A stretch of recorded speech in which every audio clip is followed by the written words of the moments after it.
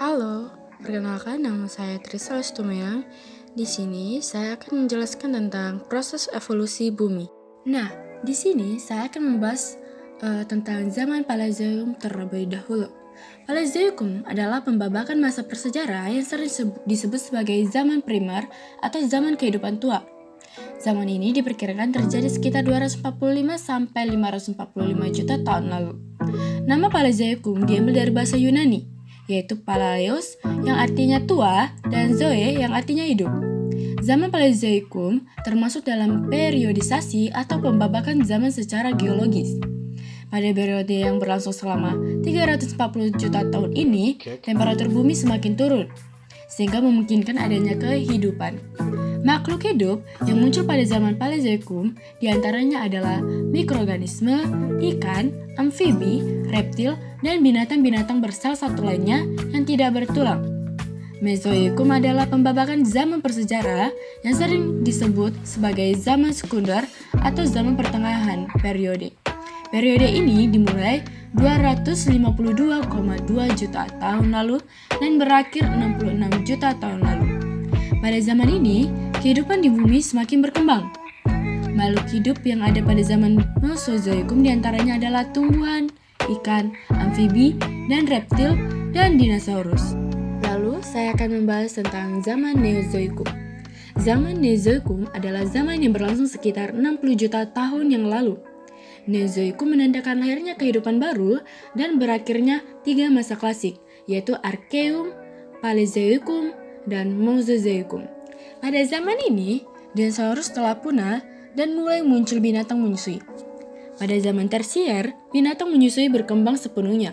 Sementara bangsa reptil raksasa seperti dinosaurus semakin menghilang. Selain itu, kera sudah banyak dan jenis manusia purba mulai muncul. Zaman tersier dibagi menjadi 2 fase, yaitu kala Paleogen dan kala Neogen, yang masing-masing mempunyai ciri tersendiri dan dibagi kembali menjadi beberapa subzaman. Fase Eocene merupakan fase di mana hilangnya spesies reptil raksasa. Selain itu, perubahan suhu bumi menyebabkan cuaca menjadi dingin, terjadinya musim, dan bertambahnya area yang menyerupai sabana. Pada fase ini, diketahui paleografi Indonesia, di mana daerah Sumatera Tengah, Selatan, kemudian Kalimantan Barat, dan bagian pulau di Nusa Tenggara merupakan daratan yang dikenal sebagai daratan Sunda. Sementara Kalimantan Utara, Filipina, dan Jasirat Tangan Utara Sulawesi merupakan daratan Filipina fase Oligocene. Ditandai dengan munculnya spesies mamalia dan hewan lain terus mengalami evolusi. Selain itu, tumbuhan seperti rumput mulai tumbuh dan menjadikan bumi lebih hijau. Fase ini juga ditandai dengan adanya susu laut yang di beberapa daerah berhubungan dengan pangkatan dan pembentukan pegunungan. Fase Paleocene ditandai dengan perubahan iklim global yang dramatis. Hal ini menyebabkan flora dan fauna terus berevolusi untuk beradaptasi dengan perubahan. Fase ini juga dicirikan dengan adanya susut laut dan menyebabkan semakin menyempitnya. Lanjut lagi ke zaman kuarter.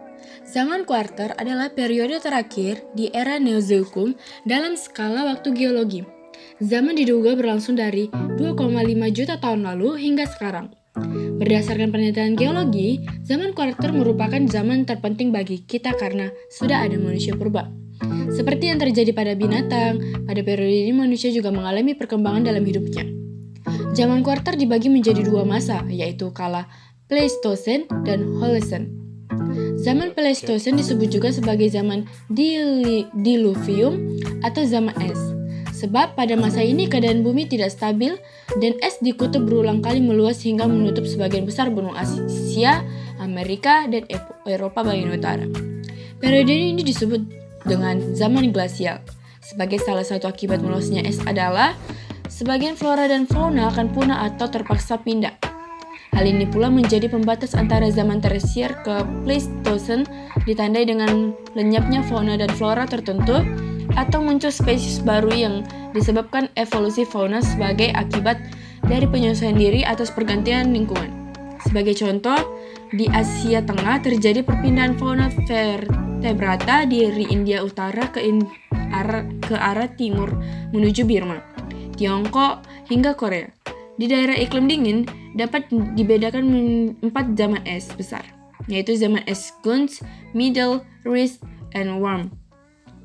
Sementara, jika suhu panas naik, maka es akan mencair dan permukaan air laut menjadi naik. Masa tersebut sebagai zaman interglasial. Zaman glasial dan interglasial saling silih berganti hingga berlangsung selama kurang lebih 6.000 tahun. Nah, ini adalah materi yang terakhir, yaitu zaman Holocene. Zaman Holocene atau Alluvium berlangsung kira-kira 11.700 tahun lalu hingga sekarang. Pada zaman ini, sebagian besar es di kutub mencari dan menyebabkan permukaan air laut naik. Salah satu dampaknya bagi Kepulauan Indonesia adalah terkenalnya paparan Sunda dan paparan Saul. Dengan demikian, daratan di Indonesia terpecah menjadi bentuk kepulauan seperti sekarang ini. Selain itu, pada zaman Holocene telah hidup Homo sapiens atau manusia yang cerdas. Oleh karena itu, kemudian sebagai ciptaan manusia mengalami perkembangan dan kemajuan luar. Sekian dari video penjelasan saya. Jika ada tutur kata atau bahasa saya yang salah, mohon dimaafkan. Sekian dari presentasi saya. Terima kasih.